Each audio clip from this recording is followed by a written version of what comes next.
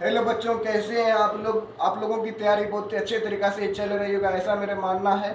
Welcome in GB Sumit academy. तो आज हम लोग पढ़ने वाले हैं लोकतांत्रिक राजनीतिक, जो भाग 2 क्लास 10 का। ये मोस्ट इम्पोर्टेंट वीडियो होने वाला है। आज का शुरू टॉपिक जो है आप लोगों का, आज का शुरू का टॉपिक का नाम है मतलब लोकतंत्र में सत्ता की साझेदारी। लोकतंत्र क्या होता है? लोकतंत्र माने जनता का शासन, जहाँ पे जनता के लिए और जनता के द्वारा चलाई गई शासन व्यवस्था को ही लोकतंत्र कहते हैं। और लोकतंत्र या गणतंत्र मतलब गणतंत्र का ये हमने अर्थ बता दिया। जनता के लिए और जनता के द्वारा चलाई गई शासन व्यवस्था को क्या कहते हैं? गणतंत्र। यह किसने कहा था? अब्राहम लिंकन, जो अमेरिका के राष्ट्रपति थे। सब इसके बारे में हम लोग डिटेल पढ़ने वाले हैं आज ये पहला टॉपिक जो हम लोग कंप्लीट कर देंगे, यानी लोकतंत्र में सत्ता की साझेदारी। तो चलिए आज का सेशन हम लोग बिना देर किए स्टार्ट करते हैं। चलिए बच्चों, तो आज का टॉपिक में देखिए आप लोगों का कौन कौन टॉपिक है पहले ये बता देते हैं। जैसे हो गया लोकतंत्र में सत्ता की साझेदारी टॉपिक हो गया, लोकतंत्र में सत्ता की साझेदारी टॉपिक हो गया। सेकंड टॉपिक है आपका सत्ता में साझेदारी की प्रणाली। तीसरा टॉपिक है लोकतंत्र में प्रतिस्पर्धा एवं संघर्ष। और चौथा टॉपिक है लोकतंत्र की उपलब्धियां। पांचवा टॉपिक है लोकतंत्र की चुनौतियां। इससे जो है, जैसे मान लेते हैं एसएसटी एग्जाम होता है, एसएसटी एग्जाम 100 नंबर का होता है। 100 में से आपका 100 क्वेश्चन तो ऑब्जेक्टिव ही आएगा। ऑब्जेक्टिव में मतलब इसमें कौन कहाँ आता है? हिस्ट्री आता है, पॉलिटी आता है, फिर इकोनॉमिक्स आता है और ज्योग्राफी आता है। तो 100 का 25 क्वेश्चन इससे रहेगा, 25 क्वेश्चन इससे, यानी 25 क्वेश्चन ऑब्जेक्टिव इससे रहेगा। आप अगर 25 का 25 ऑब्जेक्टिव बना दीजिए, या ये बिहार पुलिस के एग्जाम में पैटर्न बदलता में भी ये बुक काम आएगा, क्योंकि बिहार पुलिस एग्जाम में यही वाला बुक से पूछा जा रहा है। क्योंकि बिहार पुलिस का नया सिलेबस में बोला गया क्लास 9 और 10 का एनसीईआरटी और एससीईआरटी बुक पढ़ लीजिए, उसी से सारा क्वेश्चन आपका पूछा जाएगा। तो उसमें भी आप लोग बिहार पुलिस में भी ये वाला क्वेश्चन का आप अलग आंसर देख सकते हैं।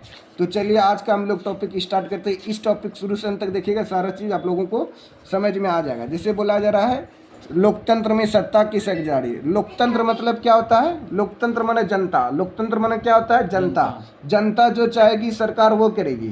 यानी नरेंद्र मोदी सरकार है तो जनता बोलेगा कि नरेंद्र मोदी को आप ये काम करवाइए, मेरे लिए ये सुविधा लाइए, तो मोदी को लाना पड़ेगा। अगर ये मोदी नहीं लाता तो जनता क्या करेगी? उसका सरकार गिरा देगी, बोलेगा हम अगला बार वोट आपको नहीं देंगे। मान लेते मुखिया का चुनाव होता है, तो मुखिया में क्या होता है? मतलब जनता लोग, पीपल लोग, मतलब लोग मुखिया का चुनाव करते हैं, जिसमें तीन चार मुखिया खड़ा होता है, जिसमें जिसका ज़्यादा वोट होता है वो क्या होता है? जीत जाता है। अगर मान लेते हैं ये मुखिया जो बना, अगर वो मुखिया काम बढ़िया से नहीं करेगा तो अगले बार क्या हो जाएगा? उसका चुनाव हार जाएगा। इसलिए बोला जाता है जनता ही मतलब शासन करता है। मतलब पूरा लोकतंत्र में, पूरा भारत के मतलब संविधान में जनता का जो है ना महत्व ज़्यादा है। जनता का महत्व क्या है? ज़्यादा है। तो चलिए आज का टॉपिक में, इसमें बहुत सारा पेज के बारे में दिया गया है।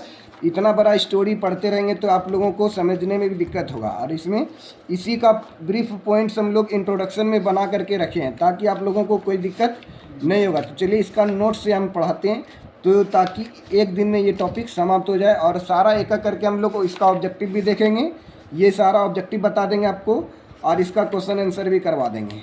तो चलिए आज का टॉपिक हम लोग स्टार्ट करते हैं। नोट्स से बनाए हुए हैं। तो चलिए नोट्स में क्या बोला जा रहा है? लोकतंत्र में सत्ता की साझेदारी। लोकतंत्र होता क्या? तो लोकतंत्र पहला वर्ड आ गया लोकतंत्र। लोकतंत्र किसे कहते हैं? एक वैसी शासन व्यवस्था जिसमें लोगों द्वारा चुने हुए व्यक्ति जनता के हित में शासन करते हैं, तो वैसी शासन व्यवस्था को लोकतंत्र कहते हैं। लोकतंत्र किसे कहते हैं? वैसी शासन व्यवस्था जिसमें लोगों द्वारा चुने हुए व्यक्ति जनता के हित में शासन करती है, मतलब जनता के लिए सारा शासन काम करती है। तो यानी जनता के हित में शासन में काम करती है, जनता के लिए काम करती है, तो ऐसी व्यवस्था को लोकतंत्र कहते हैं। लोक मना लोग, लोक मना लोग मना पीपल, पीपल मना जनता। जनता मतलब हम लोग हुए। हम लोग जो चाहेंगे सरकार वही करेगी। यानी विद्यार्थी जो चाहेगा शिक्षक वही करेगा। विद्यार्थी बोलेगा सर यहाँ तक पढ़ाइए, तो सर वहीं तक पढ़ाएंगे। यानी विद्यार्थी के अनुसार शिक्षक को पढ़ाना चाहिए। चलिए ये लोकतंत्र का डिफिनेशन हो गया, इसको याद कर लेना। तो लोकतंत्र माना वैसी शासन व्यवस्था जिसमें लोगों द्वारा चुने हुए व्यक्ति जनता के हित में शासन करते हैं। मतलब लोग जो जनता जो शासन मतलब सरकार को चुनेगी वही शासन चलाएगा जनता पर, तो वैसी शासन व्यवस्था को लोकतंत्र कहते हैं। अब उसके बाद बोला जा रहा है लोकतंत्र की सटीक परिभाषा अब्राहम लिंकन ने दिया था। किसने दिया था सटीक परिभाषा? अब्राहम लिंकन ने दिया था। क्या बताया था उसने? अब्राहम लिंकन ने लोकतंत्र जनता के लिए और जनता के द्वारा चलाई गई शासन व्यवस्था है। अब्राहम लिंकन जो थे अमेरिका के राष्ट्रपति थे 1863 ईस्वी में इलेक्शन में।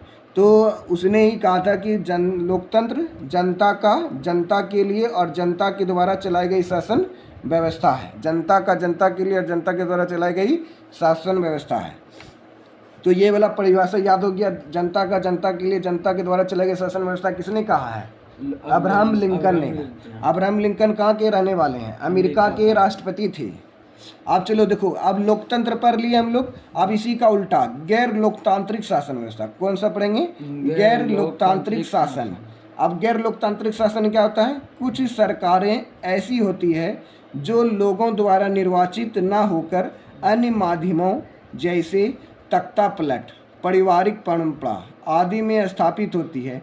तो ऐसी शासन व्यवस्था को गैर लोकतांत्रिक शासन कहते हैं। इसे क्या कहते हैं? गैर लोकतांत्रिक। यानी गैर लोकतांत्रिक शासन क्या है? कुछ सरकारें ऐसी होती है जो लोगों द्वारा निर्वाचित न होकर अन्य माध्यमों जैसे तख्ता पलट करने का मतलब क्या हो गया? जैसे अभी जो है म्यांमार में हो गया है। म्यांमार में क्या हो गया?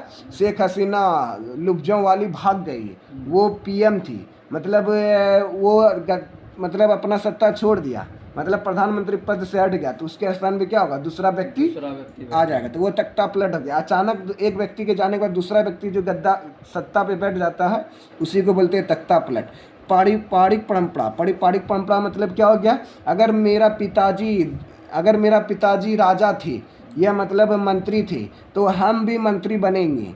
मतलब पिताजी डेथ किया और बेटा को मंत्री बना दिया गया। तो ये भी क्या हो गया? पारिवारिक परंपरा हो गया। पारिवारिक परंपरा मतलब उसका पिताजी मतलब मुख्यमंत्री से तो उसका बेटा भी मुख्यमंत्री बनते हैं। तो मतलब ऐसा राजतंत्र में होता था, लेकिन लोकतंत्र में अभी नहीं होता। एक होता है राजतंत्र, एक होता है लोकतंत्र। राजतंत्र मतलब राज मने राजा, राजा का बेटा ही राजा बनेगा तो वह राजतंत्र होता था। यानी पहले के ज़माना में क्या होता था? राजा पहले था, जिसे मान लेते हैं राजा था, राजा का बेटा ही राजा बन गया तो वो क्या हो गया? राजतंत्र कहलाता था। पहले हिस्ट्री में पढ़ते हैं, मतलब मिडिएवल हिस्ट्री हो गया और एंशिएंट हिस्ट्री, मतलब मध्यकालीन भारत और प्राचीन भारत। हम लोग जो अभी हिस्ट्री पढ़ेंगे, हम लोग आधुनिक भारत पढ़ेंगे क्लास 10th में। तो राजतंत्र समझ में आ गया होगा। अब चलो इसके बारे में देखो। ऐसी शासन व्यवस्था को गैर लोकतांत्रिक शासन व्यवस्था कहते हैं। यानी बिना चुने हुए अचानक कोई आ गया, तख्ता पलट हो गया, पारिवारिक परंपरा हो गया, तब ये गैर लोकतांत्रिक शासन कहलाता है। अब उसके बाद बोला जा रहा है लोकतंत्र 2 प्रकार से चुने जाते हैं। लोकतंत्र में क्या होता है?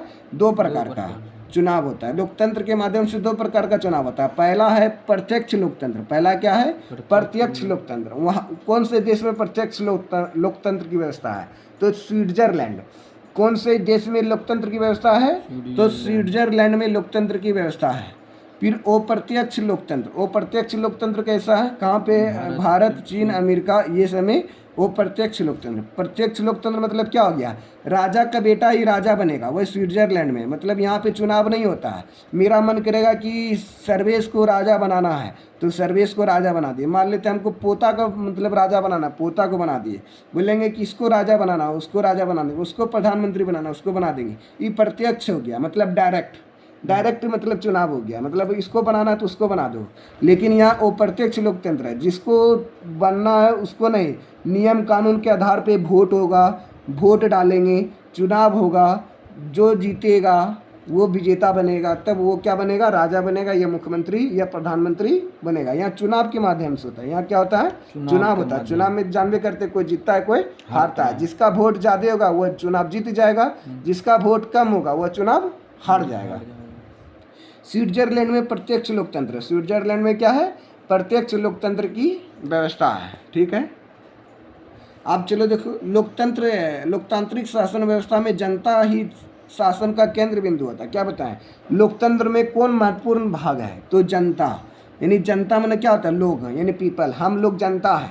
मोदी कौन है? मतलब सरकार है, शासन है। हम लोग जनता है, यानी हम लोग जो चाहेंगे नरेंद्र मोदी वही करेगा। चलिए अब उसके बाद ये सब मेन पॉइंट लिखे। ये सारा जो बुक है ना, इतना तो इतना बुक न पढ़ना पड़े विद्यार्थी को, इसलिए यहाँ पे सारा शॉर्ट नोट मतलब बना लिए जो जो इम्पोर्टेंट पॉइंट था। आप इसको एक बार अपने से पढ़ सकते हैं, ये बुक पढ़ा देंगे ना तो उसके बाद अपने से पढ़ेगा, सारा समझ में आने लगेगा। अब उसके बाद देखो सामाजिक भेदभाव। सामाजिक भेदभाव क्या होता है? लड़का लड़की में भेदभाव हो गया। अब देखो कोई मतलब ब्राह्मण परिवार है, ब्राह्मण परिवार में क्या होता है, या कोई भी परिवार में लड़का को एकदम हाई स्कूल में भेजेगा पढ़ने के लिए। कौन? संत Joseph school, saint Teresa school. लड़की बेचारी को भेजेगा सरकारी स्कूल। काहे कि लड़की का तो शादी हो जाएगा 18 वर्ष में, अब उसको दहेज भी देना पड़ेगा, अब उसको लड़की को विदा भी करना पड़ेगा, तो पैसा लगेगा। तो लड़की को क्या बोलता है, सरकारी स्कूल में नाम लिखा दो या छोटा मोटा स्कूल में लिखा दो। लेकिन लड़का को जो है एक अमीर स्कूल में नाम लिखाया जाता है, एक मतलब हाई पावर वाला स्कूल में नाम लिखाया जाता है। तो वही सामाजिक भेदभाव हो गया, लड़का लड़की में भेदभाव करना। बोले कि लड़का है ये बाहर वाला काम करेगा, लड़की है घर वाला काम करेगा, लेकिन ऐसा नहीं है। अब लड़की भी बढ़ चढ़ के मतलब भाग ले रही है, लड़की लोग रेल चलाती है, ऐसा बात नहीं लड़की लोग खाली खाने बनाने के लिए हुई है, मतलब लड़की लोग भी सब काम कर सकती है। इसलिए सामाजिक भेदभाव उसी को कहते हैं।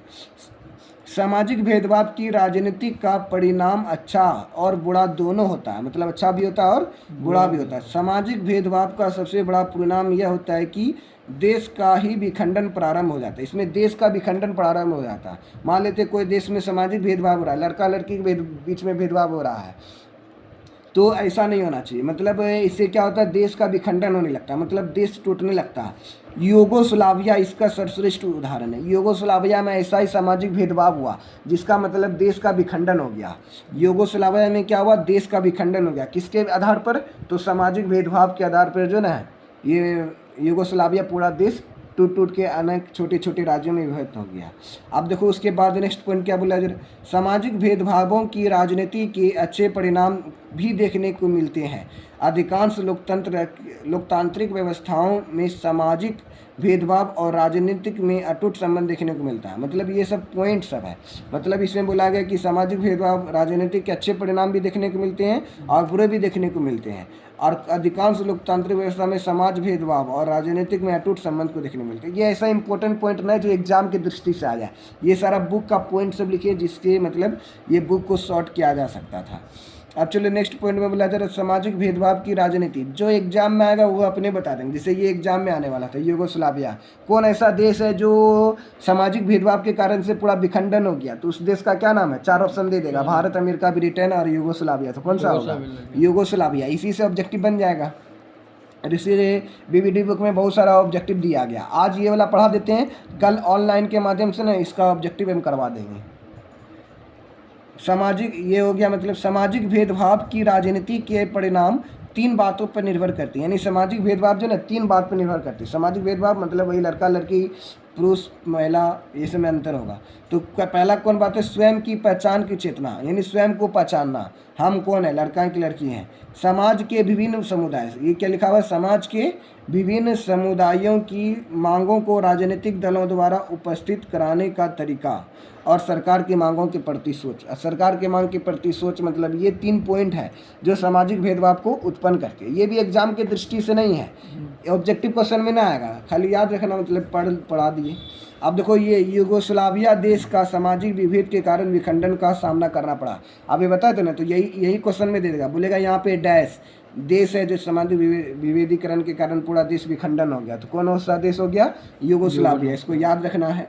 मुंबई आज भारत की वित्तीय राजधानी, बोलेगा भारत की वित्तीय राजधानी क्या है? मुंबई है। भारत की राजधानी कहाँ है? नई दिल्ली। नई दिल्ली तो भारत की राजधानी नई दिल्ली है, लेकिन बोलेगा वित्तीय माना पैसा कौड़ी वाला, ज़्यादा पैसा कौड़ी कहाँ पे? मुंबई में है। सेबी का हेडक्वार्टर भी मुंबई में है, वो आगे पढ़ेंगे हम लोग। हमारे संविधान के अनुच्छेद 19 में है। कौन सा अनुच्छेद? 19 में। ये सब क्वालिटी है, लग रहा होगा कि नया नया वर्ड आ रहा है सर, कुछ से सीख रहे हैं आज। तो ये अनुच्छेद 19 यानी हमको बोलने का अधिकार दिया गया, आर्टिकल 21 के तहत दिया गया। हमको जीवन जीने का अधिकार बोलने का अधिकार 19 में दिया गया, बोलने का अधिकार 19 का 1 में दिया गया है। और मान लेते हैं हमको जीवन जीने का, लव मैरिज शादी करने का अधिकार 21 के ए में दिया गया है। ये सब अधिकार है, मतलब सारा आर्टिकल में कानून बना दिया गया। 144 धारा लग जाएगा, वो सब कानून नियम सब है। तो हमारे संविधान 19 में देश के सभी नागरिकों को स्वतंत्रता का मूल अधिकार है। स्वतंत्रता का अधिकार, आपको बोलने का अधिकार, आपको चलने का अधिकार है। आप कोई भी कपड़ा पहन सकते हैं, शॉर्ट कपड़ा पहन सकते हैं, बड़ा कपड़ा पहन सकते हैं, ढोल कपड़ा पहन सकते हैं, इसलिए लड़की लोग को शॉर्ट पहनिए या कैसो पहनिए तो यह मेरा अधिकार है कि हम कोई सो भी कपड़ा पहन सकते हैं, इस पर सरकार का कोई रोक नहीं है। लेकिन यूपी सरकार एक बार शायद लगाया था, शॉर्ट कपड़ा पे बैन लगाया था लड़की लोगों के लिए। चलिए उसके बाद नेक्स्ट पॉइंट देखते हैं, संविधान के अनुच्छेद 15। अब अनुच्छेद 15 के तहत क्या बताया जा रहा है, धर्म, वंश, जाति, जन्म के स्थान के आधार पर किसी भी प्रकार का भेदभाव निषेध किया जाएगा। मान लेते आप कौन से धर्म से, हिंदू से हैं, मुस्लिम से हैं, वंश आपका कौन सा वंश है, कौन सा वंश, यदुवंशी वंश बता रहे हैं विद्यार्थी। आप जाति आप कौन सा, यादव हैं, ब्राह्मण हैं, भूमियार हैं, हलवाई हैं, कोई फर्क नहीं पड़ता है। यानी हम लोग भारत के निवासी हैं, हम लोग पर यहाँ पे भेदभाव का कोई असर नहीं पड़ता। बोलेगा धर्म, वंश, जाति, जन्म के आधार पर है, कौन सा आर्टिकल में बताया गया है, अनुच्छेद 15 में बताया गया है। आप देखो क्वेश्चन नंबर, जाति और नस्ल यानी कास्ट एंड रेस समान नहीं है, यानी जाति और नस्ल क्या है, समान नहीं है, क्योंकि जाति का आधार सामाजिक होता है। जाति का आधार क्या होता है, सामाजिक। यानी समाज में बोलते हैं वह व्यक्ति फलना जो ना यादव है, वो यादव है तो दूध जरूरी बेचता होगा, गाय जरूरी होगा उसके पास, क्योंकि यादव का पहचान है। आप बोलेगा वो हलवाई है तो जरूरी मिठाई बनाता होगा, वो बेचता होगा, तो मतलब मिठाई का कारोबार करता है। लेकिन ऐसा बात नहीं, आजकल जो पढ़ा लिखा व्यक्ति डोम लगेगा, डोम के घर में जाएंगे लगेगा ही नहीं डोम है, मतलब डोम भी बहुत सरकार मतलब डोम को, चमार को मतलब आरक्षण दे दिया गया। आप 30 नंबर भी लाइए बेचारा पास हो जाएगा, लेकिन ब्राह्मण 50 नंबर भी लाएगा तो फेल हो जाएगा, ऐसा मतलब कर दिया है भारत में। नस्ल के आधार पर जीव शास्त्री हैं। चलो ये हो गया, मतलब जाति और नस्ल के समान नहीं होते हैं, मतलब जाति और नस्ल जो है ना समान नहीं है, क्योंकि जाति के आधार पर सामाजिक होता है और नस्ल का आधार जीव शास्त्री होता है। नस्ल मतलब वही जैसे गाय कौन सा नस्ल का है, देसी नस्ल का है, हाँ जर्सी, उस टाइप से। मतलब ये दोनों अलग अलग पॉइंट है, जो एग्जाम के पॉइंट से होगा ना ऑब्जेक्टिव वो वाला बता देंगे।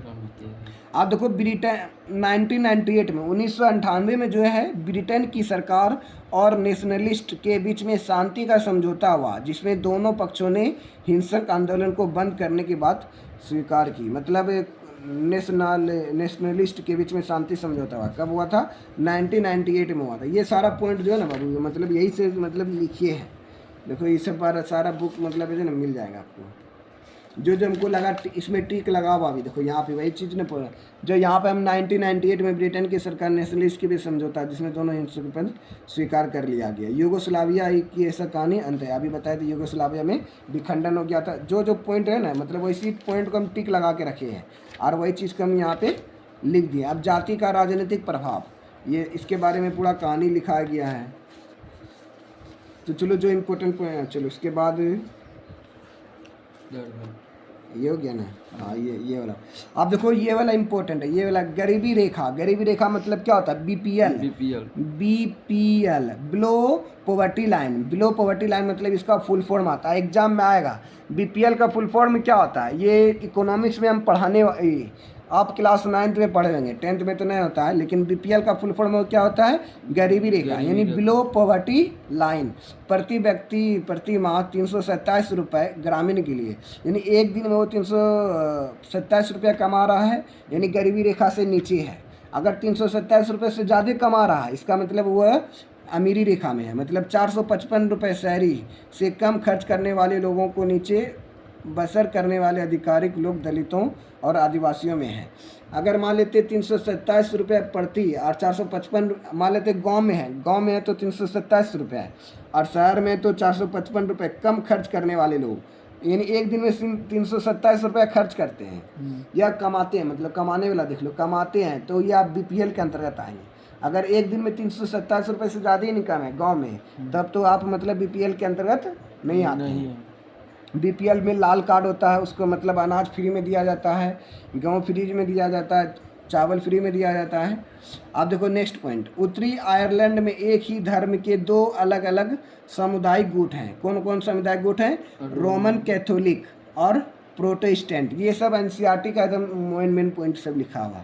उत्तरी आयरलैंड में दो धर्म के लोग अलग अलग गुट में हैं, जैसे एक रोमन कैथोलिक हो गया और प्रोटेस्टेंट हो गया, ये दो जाति है। जैसे भारत में क्या है, अनेक प्रकार के धर्म हैं, हिंदू, मुस्लिम, सिख, ईसाई, बुद्ध, जैन, ये सब मतलब धर्म है। उसी तरह से आयरलैंड में दो धर्म है, कौन कौन, रोमन कैथोलिक और प्रोटेस्टेंट। अब नेक्स्ट क्वेश्चन बोला जा रहा है, इसके श्रीलंका के बारे में बोला गया है। देखो श्रीलंका के बारे में भी यहाँ पे पॉइंट टिक लगा हुआ। आएगा मतलब इसे। अब देखो यानी हमारे देश में किसी भी धर्म को राज के धर्म के रूप में स्वीकार नहीं किया गया है। यानी ऐसा बात नहीं कि हमारे देश में हिंदू धर्म ज़्यादा हैं तो हिंदू धर्म का महत्व ज़्यादा है, ऐसा बात नहीं है। यानी हम हिंदू मुस्लिम सिख ईसाई हम सब हैं भाई भाई, ऐसा कहा गया। उसी तरह से बोला जा रहा है कोई भी राजकीय धर्म नहीं है। लेकिन श्रीलंका में बौद्ध धर्म, श्रीलंका में सबसे ज़्यादा कौन सा धर्म है? बौद्ध धर्म। और पाकिस्तान में इस्लाम धर्म और इंग्लैंड में ईसाई धर्म जो दर्जा दिया गया है, इसके विपरीत भारत का संविधान में किसी भी धर्म का विशेष दर्जा नहीं दिया गया। भारत का संविधान में बोलता है कि कोई भी धर्म, हमारा कोई भी धर्म नहीं, यानी हिंदू मुस्लिम सिख ईसाई हम सब एक हैं। लेकिन जब आप श्रीलंका में जाएंगे तो वहाँ पे बौद्ध धर्म का ज़्यादा प्रचलित है। वहाँ पे राजकीय धर्म कौन सा है? यहाँ पे देखो राजकीय धर्म, यानी राजकीय धर्म मतलब क्या होगा? जैसे नेशनल भोजन कौन सा? नहीं सॉरी, नेशनल स्वीट बोलेंगे तो नेशनल मिठाई तो जलेबी 15 अगस्त आने वाला हम लोगों को खाएंगे 15 अगस्त को। उसी तरह से यहाँ पे कोई राजकीय धर्म नहीं है, यही धर्म है तो रहेगा तो हमारा देश चलेगा। श्रीलंका जाएंगे तो कौन सा धर्म मिलेगा? बौद्ध धर्म मिलेगा। श्रीलंका का राजकीय धर्म कौन सा है? बौद्ध धर्म। पाकिस्तान का राजकीय धर्म कौन सा है? इस्लाम। इंग्लैंड का राजकीय धर्म क्या है? ईसाई धर्म।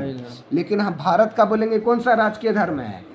भारत में सर कोई राजकीय धर्म नहीं है, हम सब हैं भाई भाई। 8 क्लास में पढ़े हैं, सब पढ़े ना 8 क्लास में, जो आप 8 क्लास में पढ़े ना वही सब 10th क्लास में पढ़ाया जा रहा है। सर्वप्रथम इंग्लैंड में 1918 ईस्वी में महिलाओं को वोट देने का अधिकार दिया गया। बोलेगा कि इंग्लैंड में सबसे पहले महिलाओं को वोट देने का अधिकार कब दिया गया? 1918 में। बोलेंगे भारत में महिलाओं को वोट देने का अधिकार कब दिया गया? 1926 में दिया गया। महिलाओं को यानी वोमेन को जो है महिलाओं को वोट देने का अधिकार कब दिया गया? भारत में। इसी चीज़ को सर्वप्रथम भारत में, देखो यहाँ पे भारत वाला लिखना हुआ तो ऐसे लिखना, सर्वप्रथम भारत में 1926 ईस्वी में महिलाओं को वोट देने का अधिकार दिया गया। आप बोलेंगे भारत में 1926 में, इंग्लैंड में कब दिया गया? 1918 में। लिख लेगा ना, भारत वाला भी लिख लेना। और कल यहाँ पे देखो इंग्लैंड के सामने भारत लिख देना, भारत लिख करके 1926 और इंग्लैंड लिख के 1918। चलिए नेक्स्ट पॉइंट, सामाजिक भेदभाव के 3 महत्व हैं। जाति के आधार पर भेदभाव, यादव है उसमें भेदभाव, ब्राह्मण है उसमें भेदभाव, धर्म हिंदू मुस्लिम है उसमें भेदभाव, लिंग है, लड़की है न बात करेंगे, लड़का है चलो सबसे बात करो, लड़की है 18 वर्ष हैं मतलब प्रणाम, हम दूर आप अलग, मतलब ये लड़की में भेदभाव होता है। तो आप तो ये सब तो जानबे करते हैं। इन्हीं तत्वों के आधार पर समाज में विषमताएं मतलब होती है। हालांकि सामाजिक विषमता का मुख्य आधार क्या है? आर्थिक, मतलब आर्थिक पैसा कौड़ी के कारण भी मतलब है ना दूसरा को न टच करने देता। मतलब वो डोम है मेरे घर में नहीं आ सकते, तुम कम कमाता है, ऐसा बात नहीं है। कम कमाते हैं जरूर लेकिन दिल है।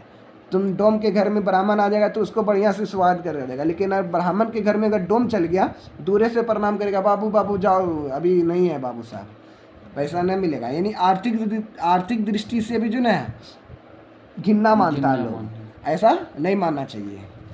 मतलब कम कमाते तो हम अपना कम कमाते हैं तो आपका क्या जाता है।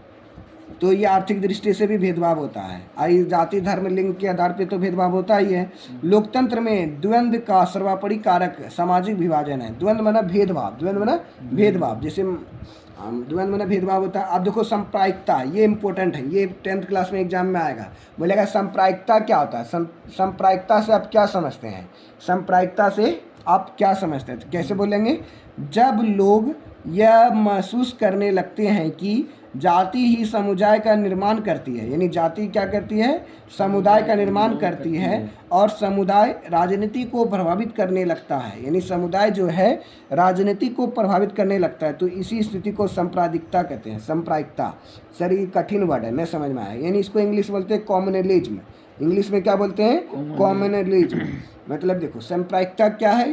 सांप्रदायिकता जब लोग यह महसूस करने लगते हैं कि जाति ही समुदाय का निर्माण करती है, जाति से ही समुदाय का। जैसे मान लेते हैं लालू यादव उठा, लालू यादव ऐ बाबू जितना भी मेरे लालू साहब हैं सब यादव जी जो हैं लालू यादव को वोट देंगे, मतलब ऐसे मतलब डायलॉग बोले। लालू यादव अगर उठेगा तो जितना भी यादव है सब किसको वोट देगा? चलो मेरा अपना कास्ट मतलब उठ गया, अब उसी को हम वोट देंगे, और इसके अलावा जो भी मतलब आया उसको वोट नहीं देना। और हम बोलेंगे कि मेरा कास्ट उठा है मतलब इस बार लालू यादव, उसको वोट देना और उसको मुख्यमंत्री बनाना है। अब लालू यादव का शासन खत्म हो गया, उसका बेटा आया है तेज प्रताप यादव, तेजस्वी सॉरी तेजस्वी यादव, और एक और बेटा है, वो नहीं आता है। वो मतलब सुदमास है शायद। चलो हैं, कोई सुदमास नहीं ऐसे। चलो मतलब हम बताना चाह रहे थे, मतलब लालू यादव का समय खत्म हो गया, अभी तेजस्वी यादव आ गया है। हाँ सही बोले। तो मतलब तेजस्वी यादव उठा, जितना भी यादव है सबको तेजस्वी यादव को मुख्यमंत्री बनाओ, क्या कि पहले उप मुख्यमंत्री थे।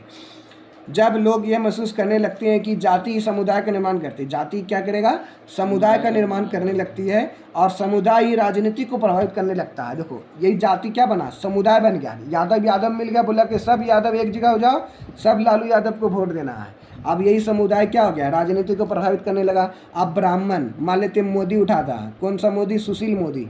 अब सुशील मोदी को वोट देगा ज़्यादा कि लालू यादव को, बोलेगा कि ब्राह्मण सुशील, मतलब ब्राह्मण सब जो है बोलेगा सुशील मोदी को वोट देंगे। लेकिन अगर यादव परिवार ज़्यादा होगा तो कौन जीत जाएगा, लालू यादव जीत जाएगा। इससे क्या हो गया, सामाजिक मतलब राजनीतिक में प्रभाव आ गया ना, मतलब ज़्यादा यादव होने के कारण से यादव परिवार जीत गया, और मोदी मतलब सुशील मोदी हार गया। तो ये समुदाय राजनीति को प्रभावित करने लगती है, यानी समुदाय क्या हो गया, राजनीति को प्रभावित करने लगता है। इसी स्थिति को सांप्रदायिकता कहते हैं। इसी स्थिति को क्या कहते हैं, सांप्रदायिकता। सांप्रदायिकता मतलब जो राजनीतिक भेदभाव को, राजनीतिक को असर करता है, प्रभावित करता है, इसको याद कर लीजिएगा, मतलब समझा दिए। आप देखो ब्रिटेन या इंग्लैंड, ब्रिटेन का 3 नाम है, ब्रिटेन बोलते हैं या इंग्लैंड बोलते हैं, इसी का दूसरा नाम है UK, United kingdom, United kingdom. इसका 3 नाम है, ब्रिटेन, इंग्लैंड, यूनाइटेड किंगडम। जैसे कोई व्यक्ति का घर में नाम होता है कालू, स्कूल में जाता है उसका नाम हो जाता है दीपक, और मान लेते हैं दोस्त लोग के पास आ जाता है तो कलिया, और घर में मम्मी बोलता है एक कलवा कहाँ गेले रे। तो इस तरह से मतलब एक व्यक्ति का 4 नाम हो गया। उसी तरह से यहाँ पे देखो एक व्यक्ति का, एक देश में 3 नाम हो गया, कौन कौन, ब्रिटेन हो गया, इंग्लैंड हो गया और यूके हो गया। ऑप्शन में तीनों में से कोई रहेगा तो एक के नाम है, ठीक है। 1929 इसमें सार्वजनिक वयस्क मताधिकार का मान्यता मिली, यानी सार्वजनिक मतलब सब कोई वोट दे सकता है, यानी जिसका 18 वर्ष हो गया है वह वोट दे सकता है। कब, इंग्लैंड में जो है ना 1929 इसमें वोट देने का अधिकार सबको दे दिया गया। महिलाओं को वोट देने का अधिकार तो 1918 में दिया गया, लेकिन सबको वोट देने का, महिला हो, पुरुष हो, स्त्री हो, 18 वर्ष का लड़का हो या लड़की हो, सब वोट दे सकता। कब, 1929 ईस्वी में। आप देखो प्रत्यक्ष लोकतंत्र के देश स्विट्जरलैंड में 1971 में महिलाओं को वोट देने का अधिकार दिया गया। अभी बताए थे ना, प्रत्यक्ष लोकतंत्र कौन सा देश में है, तो स्विट्जरलैंड में। कौन सा देश में, स्विट्जरलैंड में ऐसा लोकतंत्र है जहाँ पे प्रत्यक्ष होता है, डायरेक्ट चुनाव हो जाता है, मतलब इसको मुख्यमंत्री बनाना, इसी को बना दो। वहाँ पे कब महिलाओं को वोट देने का अधिकार दिया गया, 1971 ईस्वी में महिलाओं को वोट देने का अधिकार दिया गया, ठीक है। ये वाला तो बात तो समझ में आ गया होगा। आप देखो 2001 के जनगणना के अनुसार 75.26% पुरुष शिक्षित हैं और 53.67% महिला है। अब 2001 जनगणना नहीं पूछता, अब 2011 जनगणना पूछता है, क्योंकि जनगणना जो है प्रत्येक 10 साल पे होता है। जनगणना प्रत्येक कितने साल पे होता है, 10 साल पे होता है। ये पढ़ाएंगे हम लोग, ज्योग्राफी में पढ़ाएंगे, अभी मान लेते नहीं पढ़ाएं, लेकिन ज्योग्राफी में अभी बता दी जनगणना प्रत्येक कितने साल पे होता है। 2011 में जनगणना हुआ था, अब कब होगा, 2021 में जनगणना होता, लेकिन लॉकडाउन लगने के कारण से जो ना सारा चौपट हो गया, तो अभी भी 2011 का जनगणना ही चल रहा है। नहीं बोला जाता है सबसे ज़्यादा पढ़ा लिखा कौन सा राज्य है, केरल राज्य। केरल राज्य में जो है सबसे ज़्यादा पढ़ा लिखा है। चलो अब थोड़ा सा पॉइंट बचा, इसको समाप्त कर देते हैं। अब 1953 ईस्वी में केंद्रीय समाज कल्याण बोर्ड का गठन किया गया। पूछेगा केंद्रीय समाज कल्याण बोर्ड का गठन कब किया गया, तो 1953 में। कब किया गया, केंद्रीय समाज कल्याण बोर्ड का गठन कब किया गया, 1953 में। अब बोलेगा 1985 में क्या किया, भारत सरकार ने महिलाओं और बच्चों के विकास के लिए मानव संसाधन विकास मंत्रालय के अधीन महिला ब्यूरो की स्थापना किया। बोलेगा महिला ब्यूरो की स्थापना कब किया गया, तो 1985 में किया गया। महिला ब्यूरो की स्थापना कब किया गया है, 1985 में किया गया। कौन सा मंत्रालय का अधीन किया गया, तो मानव संसाधन विकास मंत्रालय। कौन सा मंत्रालय, मानव विकास। अब इसी को अप टू डेट कर दिया, मानव संसाधन विकास मंत्रालय। इसी का दूसरा नाम है क्या, शिक्षा मंत्रालय। अभी शिक्षा मंत्री कौन है, प्रहलाद जोशी। शिक्षा मंत्री, शिक्षा मंत्रालय मतलब मानव विकास संसाधन है, इसलिए मानव संसाधन विकास मंत्रालय का नाम क्या हो गया, शिक्षा मंत्रालय। अभी कौन है, प्रहलाद जोशी शायद है, हाँ प्रहलाद देख लेना मतलब करंट अफेयर में क्या है। ऐसे बोलेगा महिला ब्यूरो की स्थापना कब हुआ था? 1985 में हुआ था। आप देखो धर्मनिरपेक्ष राज्य, धर्मनिरपेक्ष राज्य का मतलब क्या? ये भी BBI है 10th क्लास का परिभाषा के लिए। बोलेगा धर्मनिरपेक्ष राज्य से आप क्या समझते हैं, ऐसे पूछेगा। तो धर्मनिरपेक्ष, धर्म ने क्या हो गया? धर्म, हिंदू, मुस्लिम, सिख, ईसाई, ये सब धर्म है। धर्मनिरपेक्ष राज्य का अर्थ ही होता है कि राज्य का अपना कोई धर्म नहीं है और धर्म के आधार पर वह नागरिक में किसी भी प्रकार का भेदभाव नहीं करता। मतलब धर्म यानी धर्मनिरपेक्ष, यानी भारत में कोई धर्मनिरपेक्ष मतलब कोई धर्म नहीं है, इसलिए भारत को धर्मनिरपेक्ष राज्य कहा जाता है। भारत को क्या कहा जाता है? धर्मनिरपेक्ष राज्य। यहाँ पे राज्य का कोई अपना धर्म नहीं है, हम सब हिंदू, मुस्लिम, सिख, ईसाई, हम सब हैं भाई भाई। कोई भी धर्म आप अपना सकते हैं, आपको छूट दिया गया। आप हिंदू हैं, आप मुस्लिम बन सकते हैं, आप मुस्लिम हैं, हिंदू से शादी कर सकते हैं। तो यहाँ पे ऐसा चलते रहता है। आप देखो 42वें संविधान संशोधन अधिनियम द्वारा संविधान की प्रस्तावना में धर्मनिरपेक्ष शब्द जोड़ा गया है। बोलेगा कौन सा संविधान संशोधन द्वारा जो ना धर्मनिरपेक्ष राज्य संविधान में जोड़ा गया? तो कौन सा संविधान संशोधन? 42वें संविधान संशोधन। ये संशोधन हुआ, नियम कानून जब बन रहा था ना तो उसमें बोला कि 41 हो गया था, अब बच गया धर्मनिरपेक्ष राज्य। तो बोला कि सरकार 42वें में धर्मनिरपेक्ष राज्य जोड़ दो कि भारत का कोई भी धर्म नहीं है। मतलब धर्मनिरपेक्ष मतलब कोई भी अपना धर्म नहीं है, भारत का कोई भी धर्म नहीं है, सब धर्म समान है। अब वेंकटरमन यानी वेंकटरमन राष्ट्रपति थे, मतलब वी आर वेंकटरमन ये भारत के राष्ट्रपति थे।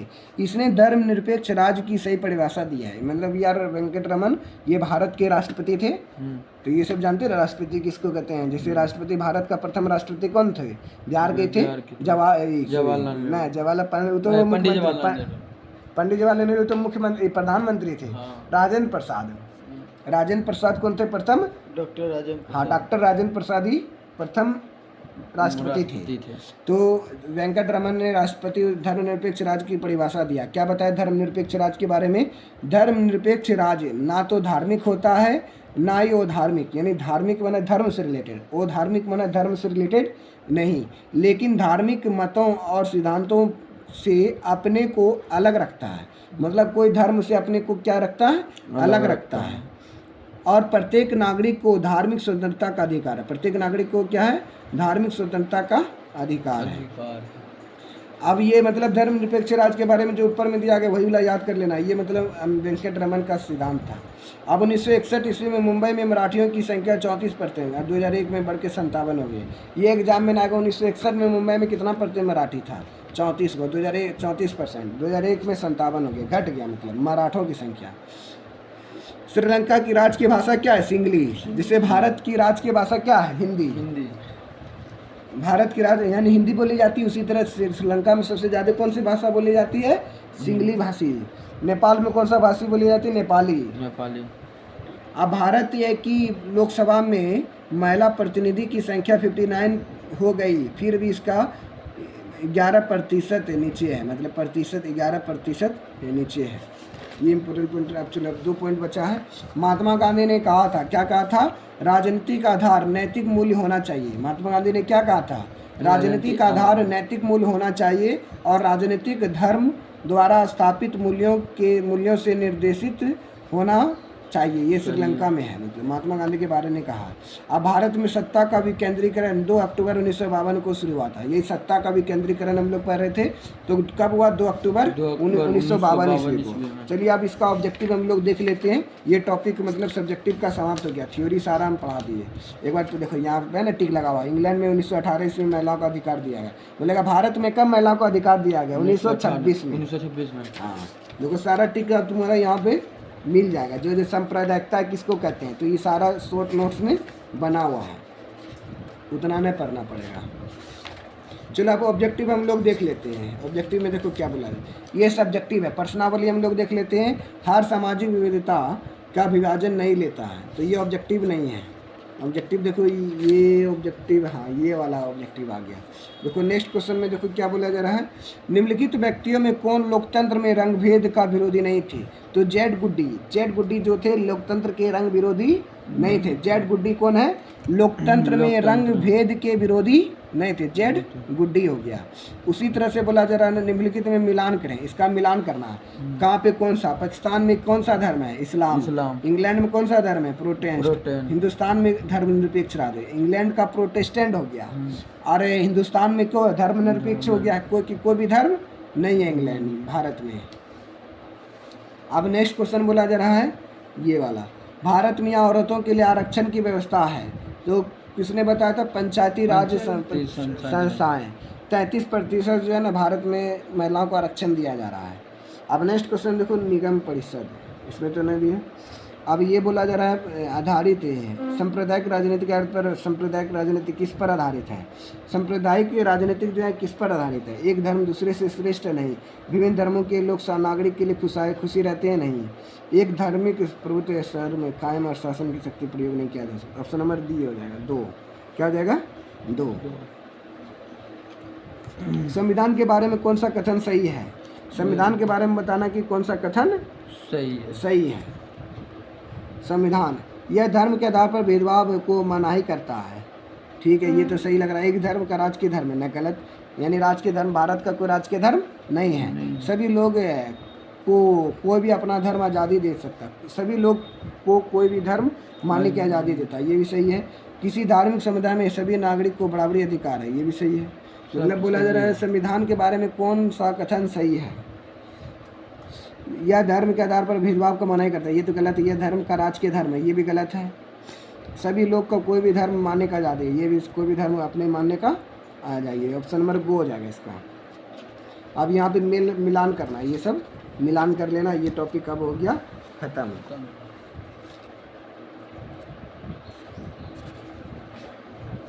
देखो इसमें सारा क्वेश्चन आंसर लिखा हुआ। क्वेश्चन आंसर लिखना चाहते तो लिख सकते। रंग भेद क्या है? सत्ता के सरपारी से क्या समझते? सांप्रदायिकता का परिभाषा क्या है? वही जो पिछले बताया तो वही सब चीज़ यहाँ पे लिखा हुआ है। तो इसका हम PDF भेज देंगे। चलिए आज का सेशन यहीं तक रखते हैं, फिर मिलते हैं नेक्स्ट वीडियो में। जय हिंद जय भारत। Thank you.